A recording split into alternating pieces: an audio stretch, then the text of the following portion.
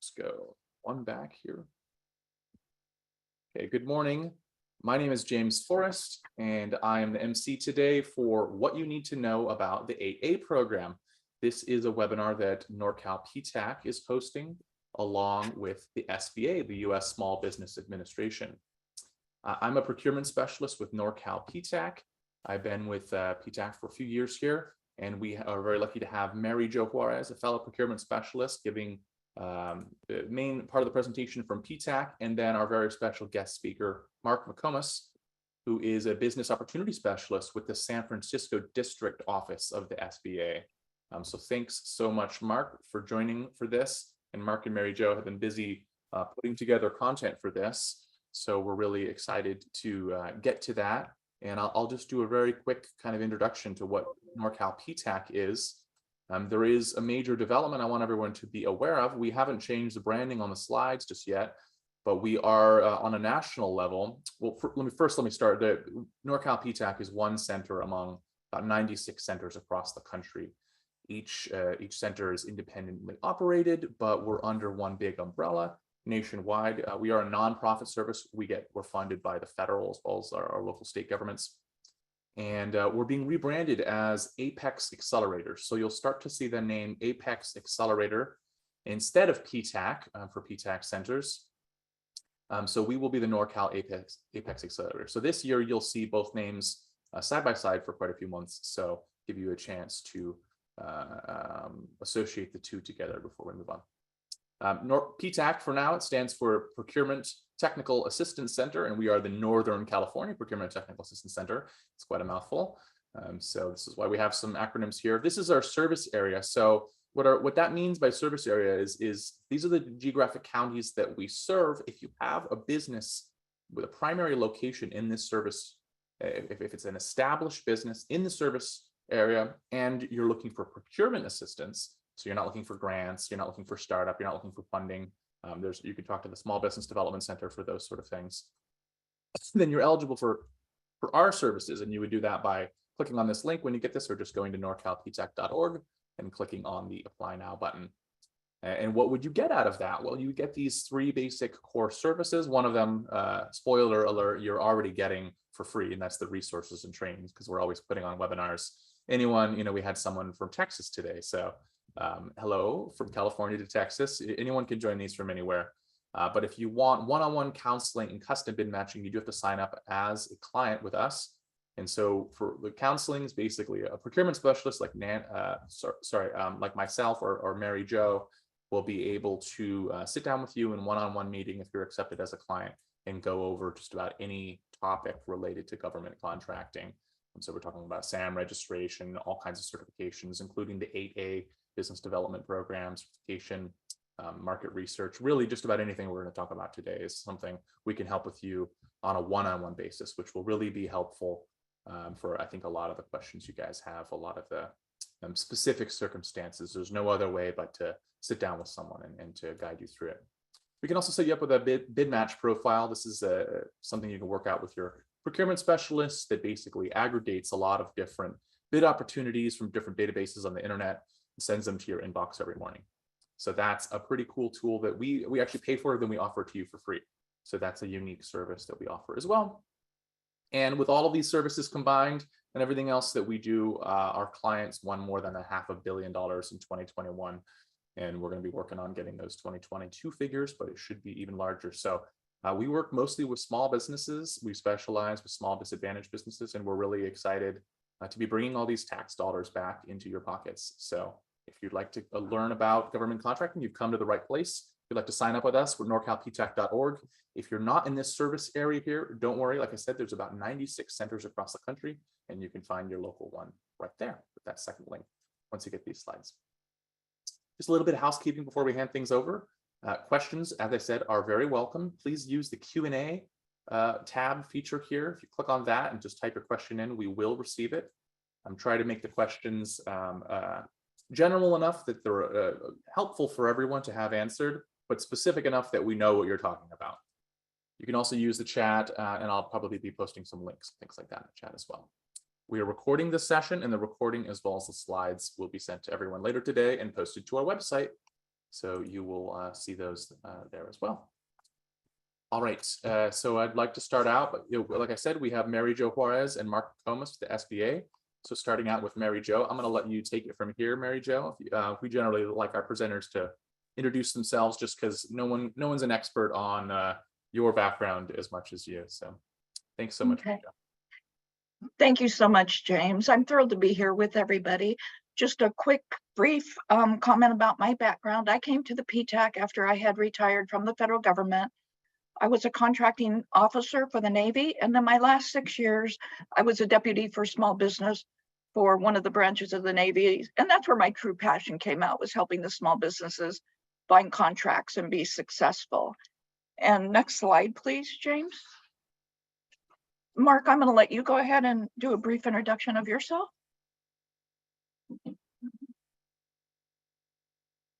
Good morning. I'm Mark McComas. I'm in the San Francisco SBA district office as an 8A business specialist.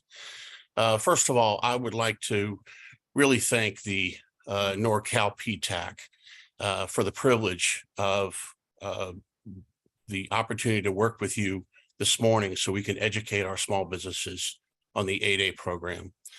Special thanks to you, Mary Jo, James, and Taylor Bowles, who's the director up there. So let's have a great webinar. Go ahead, back to you, Mary Jo. Okay, thank you. Our disclosure is on here simply to let you know that everything that we provide is accurate to the best of our ability at the time of the presentation. Things might change with or without prior notice, but we do the best that we can in presenting accurate information to you at the time of the presentation. Next slide, please, James. Okay, so as you're looking at our agenda, one thing I like to do with these webinars is to leave you with a couple words to walk away with today and remember. So for the 8A program, my 2 words are prepare and commit. And I believe that Mark and I are going to address these 2 words as we go through this presentation. By prepare, I am just briefly, when I talk about prepare, what I mean is getting everything ready as you get ready to apply for the program, including realizing that there is a commitment after you get into the program. So prepare and commit. Just remember that you're not alone as you go through this process. We're here to help you, both the SBA and the PTAC. So next slide, please, James. We have this slide in here simply to show you that there are other certifications that the SBA and the NorCal PTAC can help you with. So we have the Hub Zone, we have the Woman-Owned, and the Service Disabled, along with the 8A. So if you need help with any of those, please let us know. We're here to help. Next slide, please, James. Okay, so with the 8A program, a lot of it is all about readiness. Is your business ready? It involves a little bit of market research and a little bit of homework that we can help you with to make sure that you're selling the services or the products that the government buys. It helps if you have federal contracting experience, cash, inventory, working capital, and I'm going to address this in particular in another slide coming up. Are you capable of fulfilling a government contract? And believe me, if you don't know if you are, please contact us. We can help you with that. And do you know where to find contracting opportunities? And as James mentioned, one great program that we have is the bid match that we talked about. Next slide, please, James. Okay, so the 8A program is a 9-year program, and 9 years sounds like a long time when you and I are sitting here talking about it now. But when you get into this program, it's not a long time. There's a lot to accomplish where you start and where you end up. If you do what you're responsible for and what you're committed to and work with the SBA, work with the PTAC, you're going to end up completely different on this journey in between these 2 points. So the program is to help socially and economically disadvantaged businesses. And in a couple slides, Mark is going to go into the definition of those, because that's a really, really important part of this program, and making the decision to apply is understanding exactly who it applies to. The goal of the program is to help you build capacity, as I mentioned, and grow through contracts.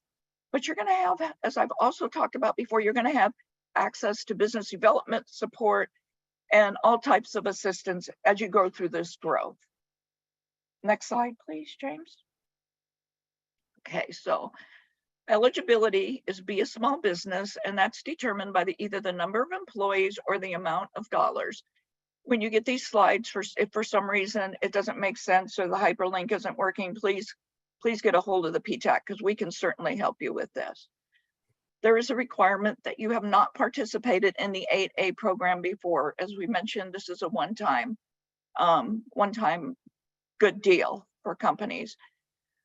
Be at least 51% owned and controlled by US citizens. And again, that social and economically disadvantaged words are there, but we're going to go into the definitions here in the next slide to make that clear for you. And then the SBA likes to see that you can demonstrate the potential for success. And that's usually done by being in business for 2 years. We will get in further slides, we will talk about some exceptions to that. But basically, when they talk about a potential for success, that's what they mean. So your benefits, you've got the one-on-one business development assistance.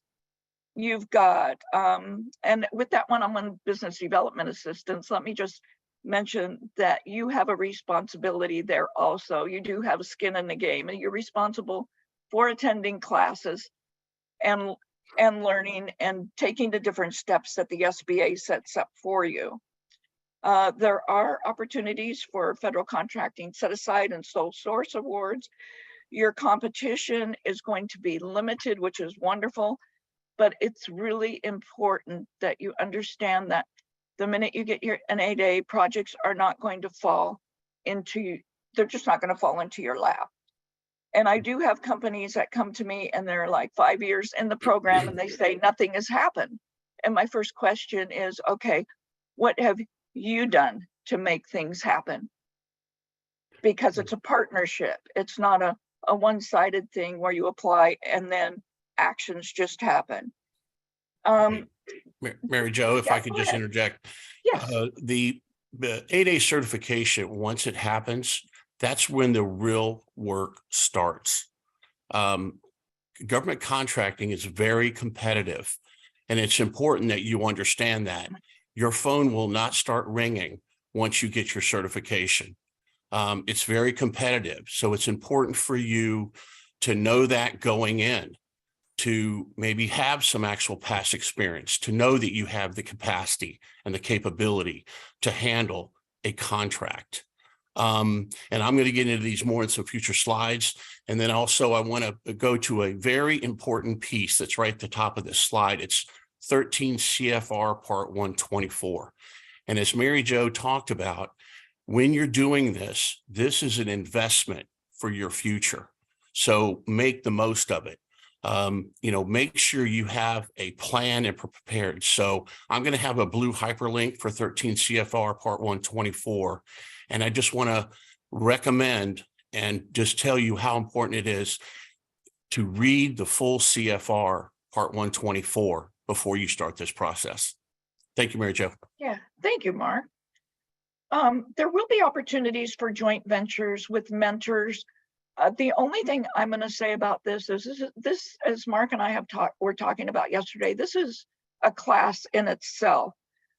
The only advice I can think of to say about this one is to be very careful and take care of your business, because I've seen too many times where the small business get into situations with a large business in particular and end up being on the losing end. But again, you have plenty of help from both organizations with this. Right. And there is also the opportunity for you to have access to federal surplus property. Okay, next slide, please, James. And Mark, I'm going to turn it over to you. Yeah. This is to determine if you fall within the two categories of social disadvantage in the 8A. And again, I'm going to draw to the CFR 124.103 is that if you fall in one of these categories, you are automatically socially disadvantaged. In addition, the CFR Code of Federal Regulations, I'm sorry about that. That's very important. This is the law, and this states that other groups can be accepted into the 8A program if you are not in one of these initial categories. And one is preponderance of the evidence, where you would write a specific narrative, provide evidence where you have been discriminated in the past, and that would make you eligible for an 8A certification. That's very important, to write a full, good narrative. And I can talk to you more. If you have any questions, you can give me an email. Next slide. All right, there is qualifications for personal net worth. The important part here is the personal net worth is determined for the 8A program to be your net worth minus your primary residence, minus the value of your business, and the minus of your retirement accounts. Okay, so there's also some income limitations. And then at the bottom is you, with all of your assets put together, they cannot exceed $6 million. So that would be if you had investment properties or other assets, along with your primary residence, retirement accounts, and the value of your business. Next slide. Okay. So the SBA can waive the 2-year requirement if these criteria that are listed on the slide are met. And I just want to talk for a minute about what I've seen in the past where this happened. This works out quite well with some businesses and not so well with other businesses. And several years ago, the SBA was waiving the 2-year rule for tech companies so that the government had access to tech that they needed very quickly to sole source. And I worked with several 8As that were successful with this, but then I worked with several 8A tech companies who got the first contract, did not have any of the background to the pyramid built. And what happened is, after they got the first contract, they didn't have the processes in place, they didn't have the capital. They were only able to do the one contract, and then they kind of fell apart because things weren't basically handed to them. They didn't have any successful performance. They didn't know how to do a proposal. And it's just a really hard struggle if you don't have that, if you don't have all the processes already done, so you can focus on building your business in the 8A program. If you have the groundwork done and you can go into a new program and go forward, that's what the goal is to get all of that stuff out of the way. That's why there's basically the 2-year rule. Right. The from my past experience in doing the applications and then also working on the 9-year side with the companies that have been approved under this, that are most successful, are the participants that have been maybe with a construction company for 10 years and they've had construction management, or somebody has worked for an IT company for a number of years and then they can bring this experience with them. So you have to have, the real key point here is successful past experience in this field or your NAICS codes that you choose to work under. Mary Jo? Okay, thank you, Mark. Next slide, please. You're welcome. Thank you. Okay, and James, could you bring up the full slide, please? So these are items we've talked about in the last couple of slides. The only thing I'd like to say is just remember that you do have resources out there. Both the SBA and the PTAC are basically happy to help. Next slide, please. So on the 8A application process, before you even go into the certify.gov to start the process, you need to make sure that you've got your NAICS codes, you're registered with SAM, and verify your eligibility.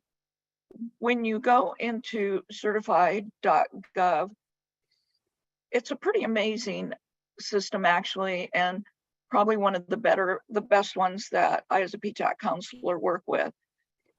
They have all types of classes and lists that you can take a look at. So you can, where it says gather your supporting documentation, there are lists there that show you exactly what documentation you need. So you can run around the house or the office or whatever and pull all of those documents, put them in an electronic file. And then when you apply online at certified.sba.gov, you have everything ready and you're just uploading. And that cuts the process as far as the uploading goes substantially. It's very easy to understand and follow. It's all laid out for you in the order that it needs to be. And again, there are resources, not only us, but on this particular website also. Mark, do you have anything to add to that one? Yes, I want to address something here. The NAICS codes. Our audience is very diverse in terms of maybe experience. So I want to say that stands for North American Industry Classification System. Okay. This is, when we say NAICS in the federal government, we have it's a acronym fest of alphabet soup, and we put everything in acronyms, and this is an important one because it's 6 letters. So the important part here is contracting officers, when I talk to them about they have a contract in NAICS codes, it's important that you know what they are. And I want to give you the website. It's because SBA controls the size standards and determines the small business sizes. So you would Google SBA NAICS codes, and they're all listed there. Next issue is SAM, and the other points on this bullet points on this slide is I'm going to have blue hyperlinks to these in a future slide, and you will be getting these slides. So also another just a little feature, a little point of clarification. The NAICS code is also used on your tax returns, and that's how the IRS identifies the industry you're in. Back to you, Mary Jo. Okay, thank you. And one more thing on NAICS codes is that even whatever NAICS codes you decide on today for your business, you can always add more and subtract some and add them as your business grows. On SAM is where you keep track of them. And I've dropped some of these links in the chat here. So you have the census NAICS lookup, and then you've got the size standard table as well in the chat, if you can find this. Thank you, James. Thank you, James. And we'll have the microphone. I'll just remind folks, if you have questions, please put them in the Q&A tab. Since we have well over 100 folks here, it's much easier to follow the questions if they're in the question and answer tab. Thank you. Okay, next slide, please. Okay, so lesson learned. I went back and talked to a couple of NorCal clients who have been in the 8A program or are currently in the 8A program. And a lot of this we've already talked about. One of them suggested always being afraid or never being afraid to ask questions.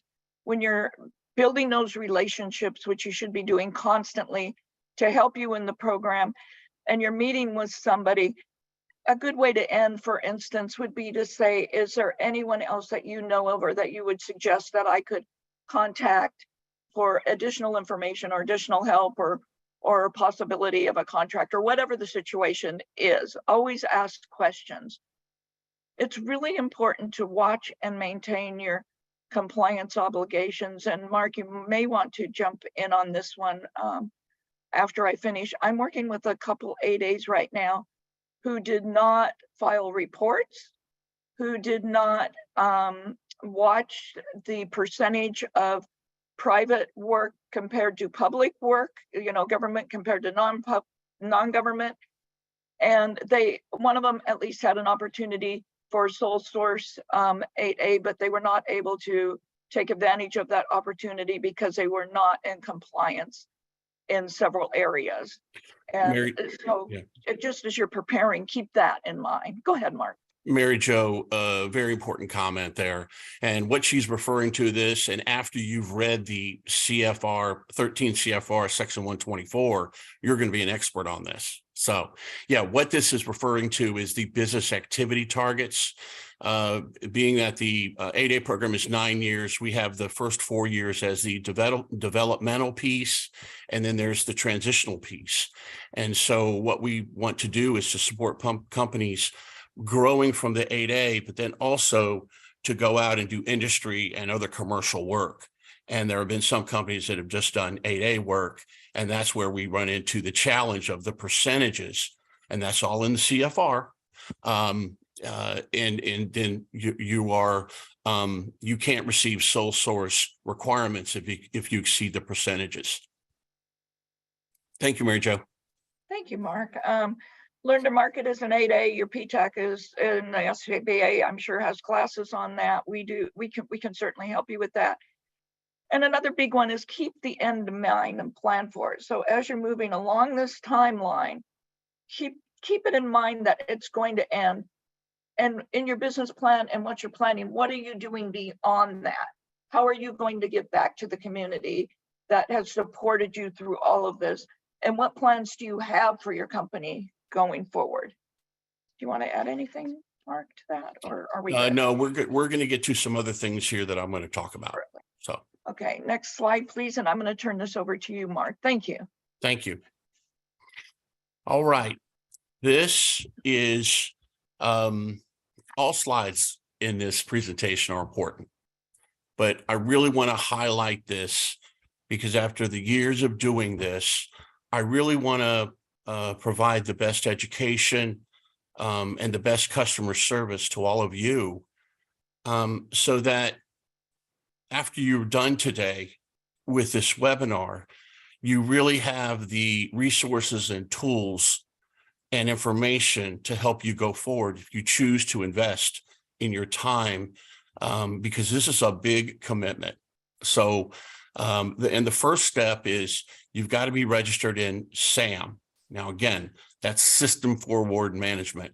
And so I always want to, if I say an acronym, I want to say what it stands for. So you will register in SAM with all of your information, and then you will get what's called a UEI number, Universal Employer Identifier number. And then that will give you the ticket to start to apply to the 8A program.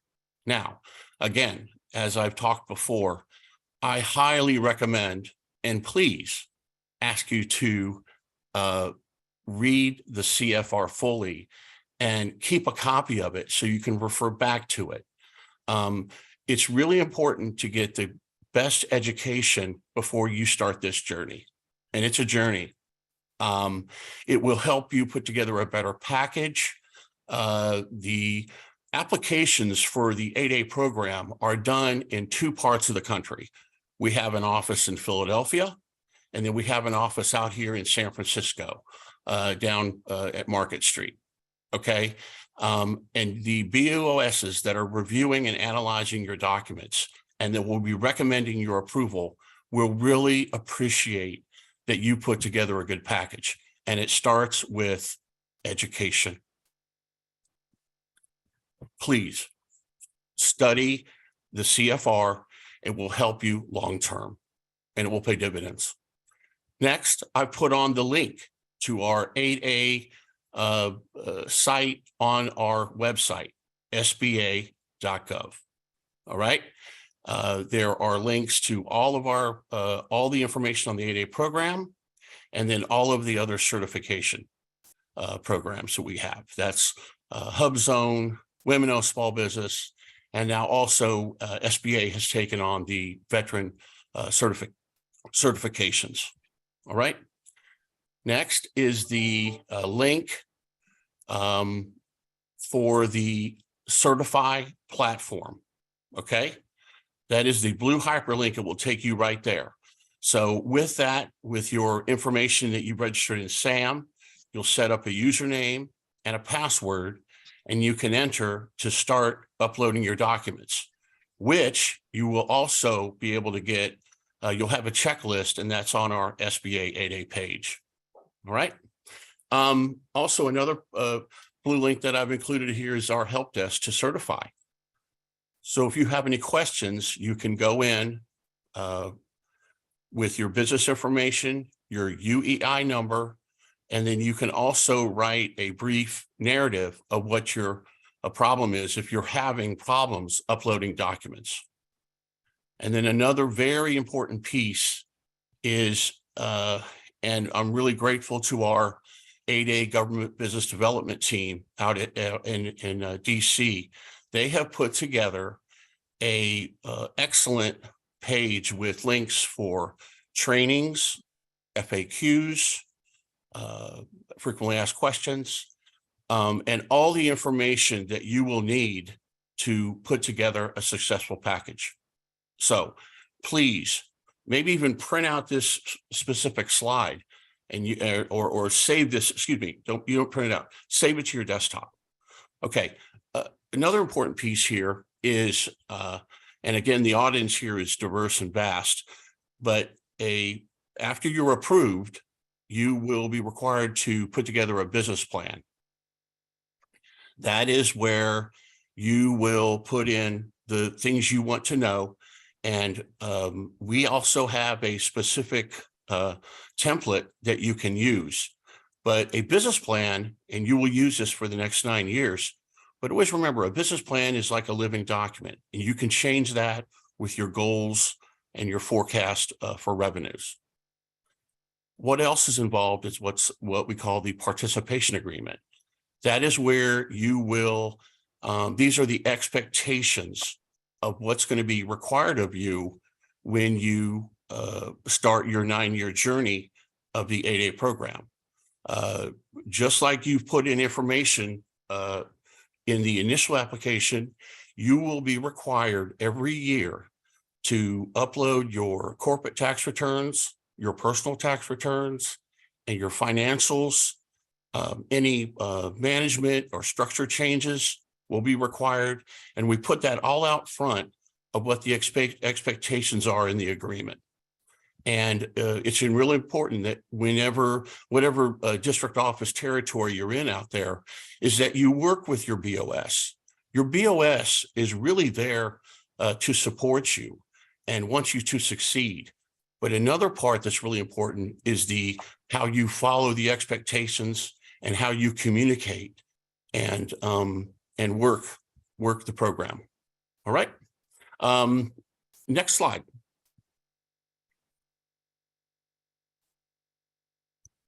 What I've done here is just made a copy of our Certify knowledge base. If you can't find your specific category, we've also got a search in there, but this is very, very helpful. So please use this to your advantage. And again, I want to ask you to please put together a good quality package that is sent in to SBA. Please don't send it in unless the full checklist is done. Your BOS on the application side will really appreciate the work you've done and make it easy, because where the delays happen, from my experience, is when the full application hasn't been presented, where there's been bits and pieces presented. That really takes time, because then there's communication back and forth. Your business, you have other things. So it's important to really get the process started out right. It's almost like I'm going to equate it to building a bridge. When you start at one side, you want to make sure you're doing everything proper to connect properly to the other side. And that's where the most successful companies, where they get their applications approved on time and maybe even early. So thank you for listening to that recommendation. But I've known a number of people, I just know what the application team goes through. So thank you for your support in putting together a full package. Next slide. All right, here's some business development and self-marketing things you will do. And I don't need to sit here and read every one of them to you. But a lot of these are important. I'm going to have some other links here in some future slides. But when you do market research, and market research is where you go out and you search for federal opportunities. You may do market research with 7 or 8 sources. One of the big ones that's really important, and I have the link for this, is Federal Procurement Data System. This is where you can go in and put a company. You don't need their UIE or their DUNS number. You can actually search the contracts they're doing.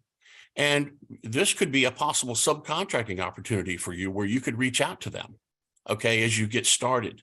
Sometimes when companies get into the 8A program, taking on a prime contract, you need to get some experience, and subcontracting is a good place to do that. Another great marketing research tool is USA Today, .gov, USAspending.gov. I'm sorry. Also reach out to the OSDBUs, the Office of Small Developmental Business Utilization. I'm sorry. And then also most agencies do what's called agency forecasts. All right. Again, I'm going to move to the next slide here, but I've got a number of blue hyperlinks that you can use, but it's really important that you know that you will be responsible for doing your market research. And again, that will be a number of sources. Next slide.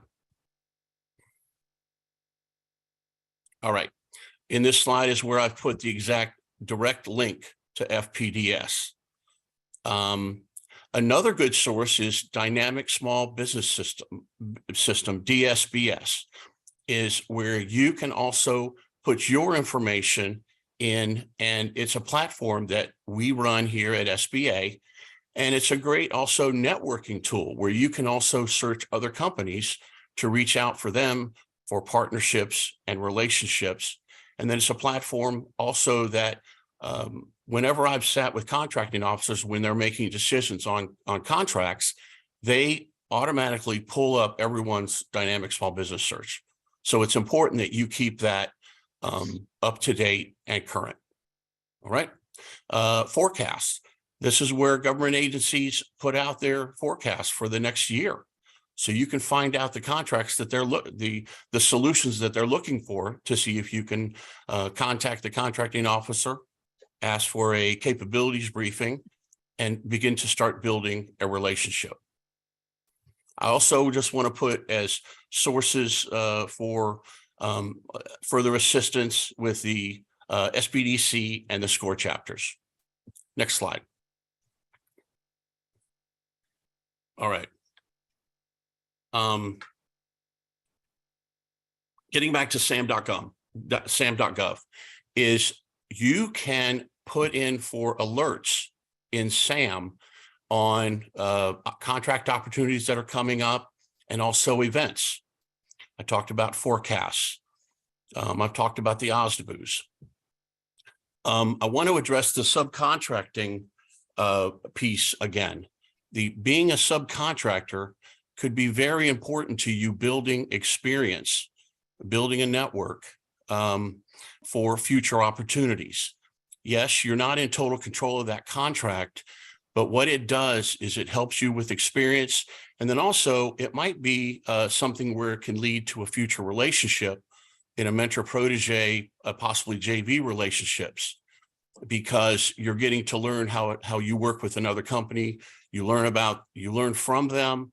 You learn how they do things in terms of safety records, how they handle money, and how they complete projects.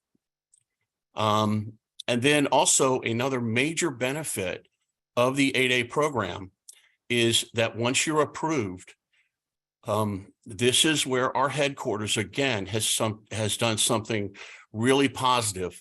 This is part of our 7J marketing program, is where we have signed a contract with the BidSpeed platform. That is another excellent tool for you to go in, search opportunities, they have excellent trainings, and you can also sign up for coaching sessions one-on-one with the specialists there at BidSpeed. And we actually, so that is again a major platform that actually companies that are not 8A certified pay for this on a monthly basis, but it's free for the 8As. Next slide, please. All right. This is my information. Please email me if you have any questions. And then also, please reach out to Mary Jo. Again, I am so grateful to the PTAC and the expertise of their specialist that we can collaborate and work together to provide all of you the best customer service and really help you with your dreams and goals of becoming a successful federal contractor. Next slide, please. Okay. Again, this is something that, again, great resources for you to use. Please save this to your desktop. Next slide. Hey, James. Next slide is mine. So thank you so much, Mark and Mary Jo. We do have plenty of time for a Q&A now, so please stick around and don't take off just yet. A lot of the value of the webinar is yet to come. And it's not too late. If you have questions, please put them in the Q&A tab. We already have several. I've been answering some of them by typing them out. If it's something that's easy to get out of the way. So please take a look to see if you've had a response to your question yet in the Q&A tab.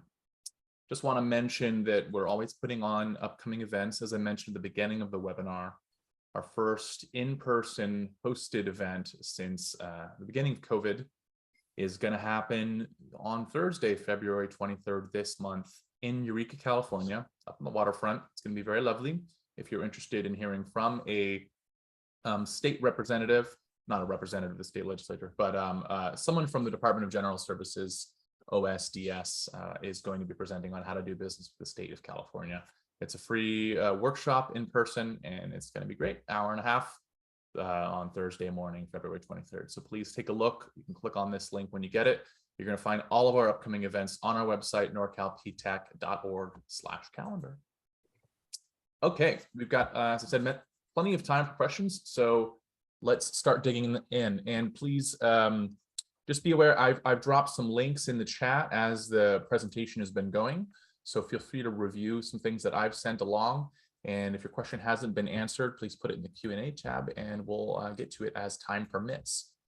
So first question comes from Alfred Martinez, who's asking, how is the net worth calculated? If we could go a little bit more into how that net worth is calculated, that would be great. And Mark, if you could do that one. Sure, that would sure. be great. What you do is we will have you take all of your assets and put them together, and then you can subtract the primary value of your home. People ask, what is my home is worth? I find a lot of people know what their home is worth. You can go to Zillow and get a number on, get a value on that. You will subtract your retirement accounts, and then you will subtract the value of your business. And that will be the net worth that is determined for your application. Great, thank you. And first off, are nonprofits, let me just start with this question. Are nonprofits eligible for the 8A program? No, the 8A certification is for for-profit companies only. Okay, great. So that is what Frank Richards, that's a question down there. Frank, that should answer your question. You need to be a for-profit business. There we go. Oops, let me just say quick answer live. But so this is an interesting situation.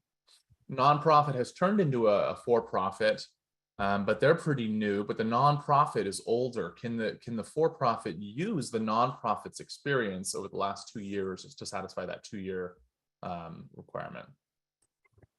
The participant, and that's the individual applying or participants, will provide resumes.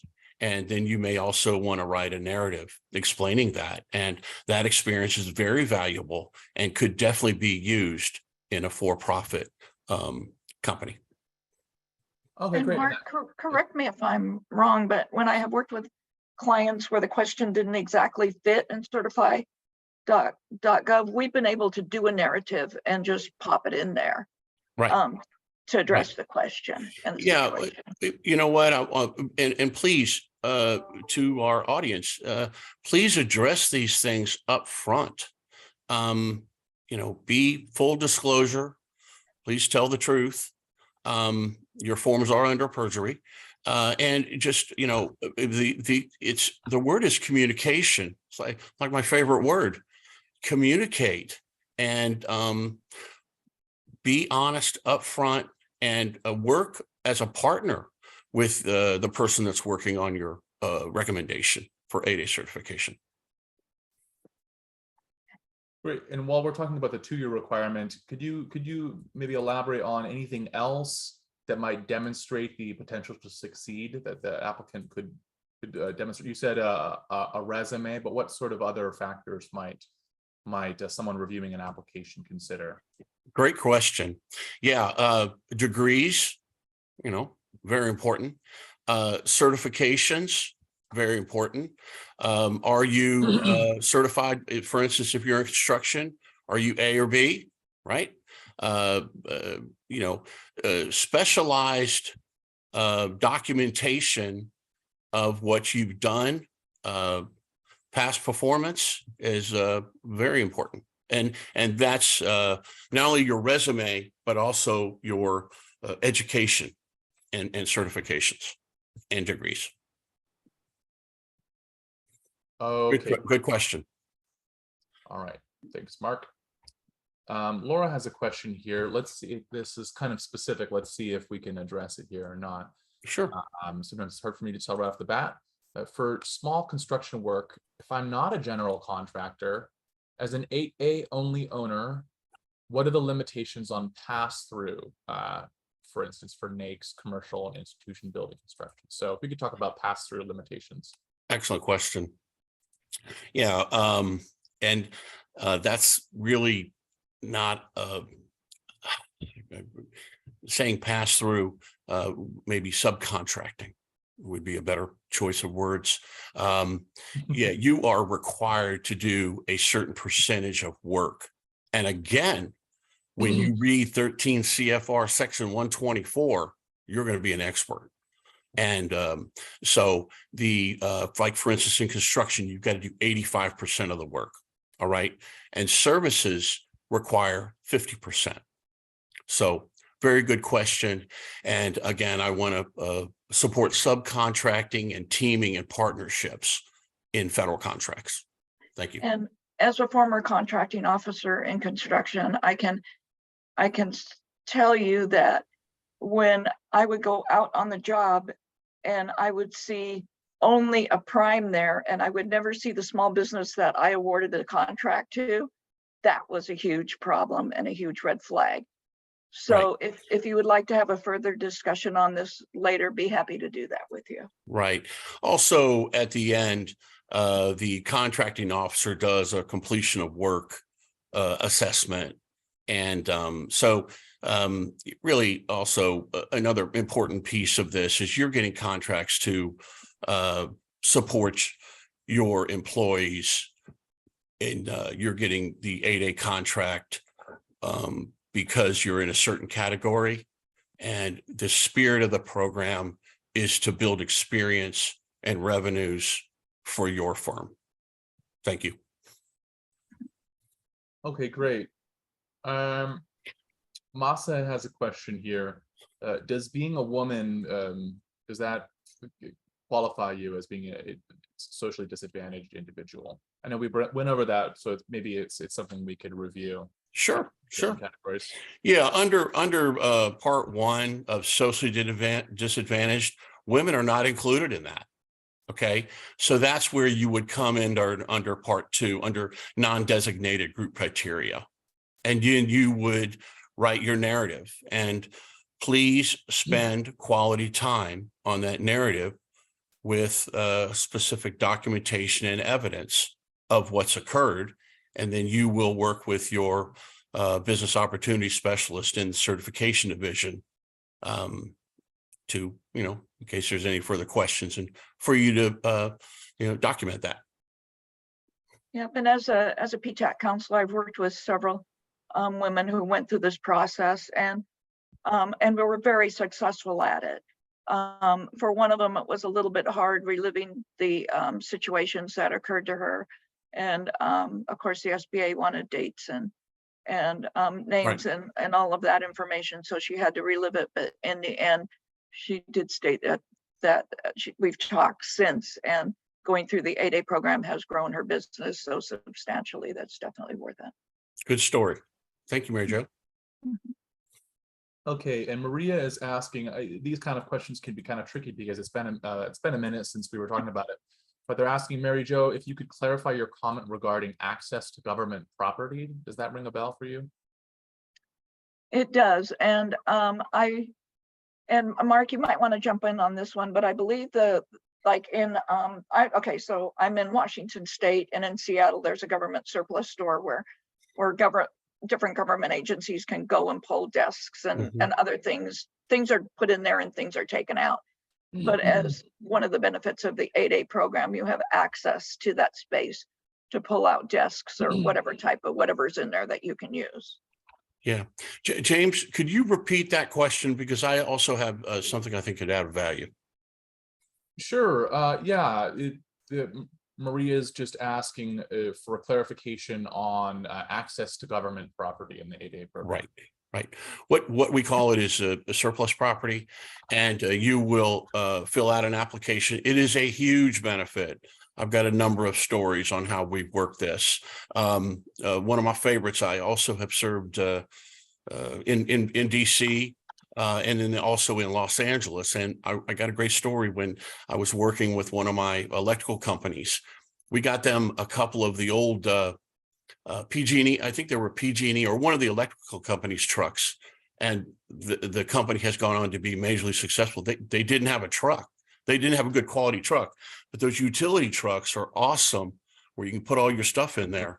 And a great success story.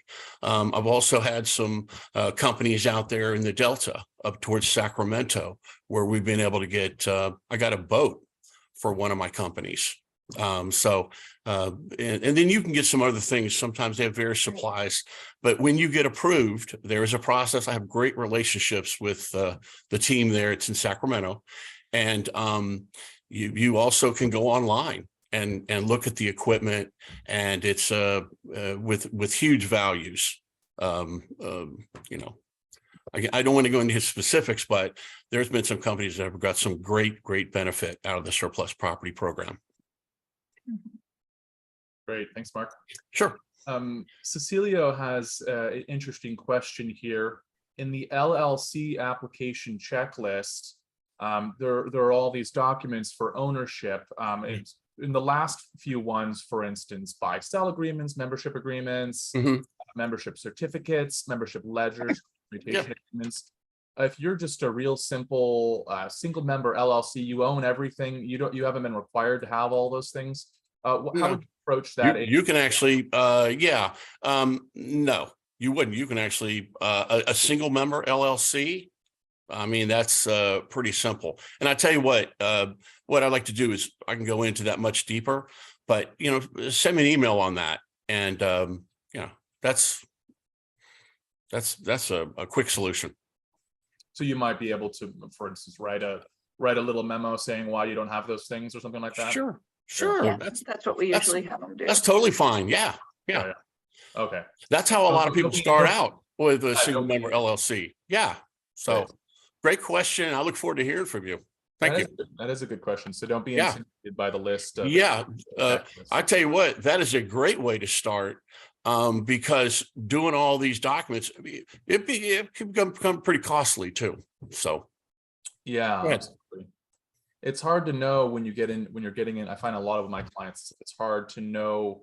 Sometimes the government is really strict when they make a list. It's everything. It needs every T needs to be crossed, every I needs to be dotted. And sometimes there's some flex room, and it really takes a little bit of guidance to know where there's some flex and where you have to be exact. So. Well, we're trying to become a greater, more user friendly. Right. Yeah. And that's what we're all part of here. Yes. Excellent customer service. is really important to me and our team. And that's, again, why I'm so grateful to work with Mary Jo. Just the expertise also of the PTAC counselors. It's really good environment. It's very supportive. So thank you, Mary Jo. Oh, thank you, Mark. It's been a joy. All right, we got a few more minutes here for questions. Sure. Could we just go over briefly what is a BOS? Okay. Again, thank you very much. Again, that's where I need to be better. BOS stands for Business Opportunity Specialist. And again, I try not to do the acronym talk. Business Opportunity Specialist is really in the first part, when you go through the application, that's the person that will work on your recommendation to DC, and then your approval will come from headquarters. One of our top people there, I really look up to her, and her name is Dr. Donna Peoples, and she will be the one that sends you your approval. You will receive that in an email. They're a great team out in DC with our government contracting division. Next, you'll be assigned, depending on what district you're in, what's called a BOS, Business Opportunity Specialist. And they're going to be your partner in working over the next 9 years for getting you contracts, and then also the one working with you on your yearly uploads and to certify with all your documentation. And they're your point of contact. And again, I just want to add here, the most successful companies that I have in my portfolio are the ones that communicate with me quarterly, or sometimes and also tell me what's going on. If they're have a specific opportunity, or where you're trying to get a capability briefing, call me. And I sometimes I know the contracting officer, and I can help set up an appointment for you, because getting a hold of contracting officers is not the easiest thing to do. So, but when you have those relationships, that's what's important. Back to you, James. Great. And once you're assigned to BOS, do you stay with them for the full 9 years, or? Mm-hmm. Yeah. Is there an opportunity to change? Well, if you're in San Francisco, unfortunately, I'm who you get. So whoever's asking that question, you can decide. But yeah, we a lot of the offices just have one BOS. So hey, listen, if you want to change, maybe send me an email and let's talk about it. And yeah. So back to you, James. That's it. Absolutely. All right. All right, and it is 11 now, but let's just do one more question. Could you talk about how long it takes to get approved once you submit a completed application? I was waiting for that question to come. Whoever wrote that question, you get +10 for the day. All right. We got a couple folks that are. Well, all of them get +10s and special stars. Okay. Listen, I tell you what, a lot of it determines on the quality of the package you present. And I think I talked about this probably too much during this webinar. But the thing is please, it's just put yourself in somebody's shoes that's reviewing your package. I'm also a former bank underwriter. And when I got all the documents in, or when you're looking to do something, if you have everything you need in your job to do the checklist, and every one of those customers or clients has submitted their documentation on the checklist, you can move that and recommend it and move it off your desk. I mean, so, send the recommendation. So it's a great question. It's the most popular question I probably get. But it has a lot to do with you on how you provide the full documentation. Is that fair? Yeah.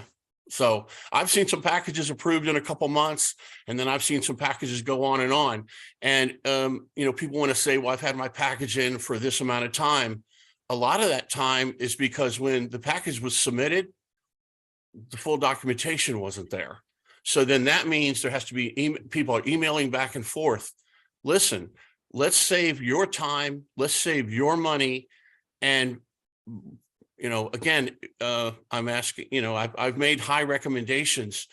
Please study that CFR. Please follow the checklist and communicate with the person that's approving your package. And if somebody wants to send me an email on that, I'd love to hear from you. Okay, great. All right, we are just out of time here. We still have a ton of questions in the Q&A. We have about 20 unanswered questions. So you guys have been very, very active. Thank you so much, everyone. And we wish that we could stay here all day and just answer questions. But please, if you wouldn't mind, we've put Mark's email information, phone number in the chat, which he was so kind to provide. You'll also get the slides. You'll be able to click on all those links as well. So if your question wasn't answered, there's one of two things you can do. One, reach out to Mark, who's an expert with the SBA on this. You can also reach out to your local PTAC. So if you want a one-on-one session with Mary Jo, you can apply for us and request, and we'll submit. And that's an ongoing relationship, totally free, doesn't cost anything. If you're outside of our service area, our funder restricts us from assigning you to our procurement specialist. So just make sure that you find your correct local PTAC. That is also a link here. Find your local PTAC on the slide you're seeing right here, and go ahead and apply. And whoever your procurement specialist is will be able to help you with 8A certification and all kinds of these great questions. Yes. So if the question wasn't answered, don't worry, you're not left alone. You have plenty of help from PTAC as well as nice folks at the SBA like Mark. So thank you so much, everyone, for joining. I have put a link in the chat a number of times for the where the slides are going to go. There's also a survey that we'd love for you to fill out. You can do anonymously. Just let us know how you felt about the webinar today. We love to improve our services. So click on that link. You'll also get an email later today with the slides as well as the link. So that's what we have for today. So thanks again, Mark, and thanks, Mary Jo. Thank you for investing your time. You. Thank you for investing your time in your future with SBA and government contracting. And thank you again. I'm so grateful for the PTAC and the consultants and specialists there. And thank you. Have a great day. Okay. Bye-bye. Bye. Likewise. Thank you. Thank you, Mark. Bye-bye.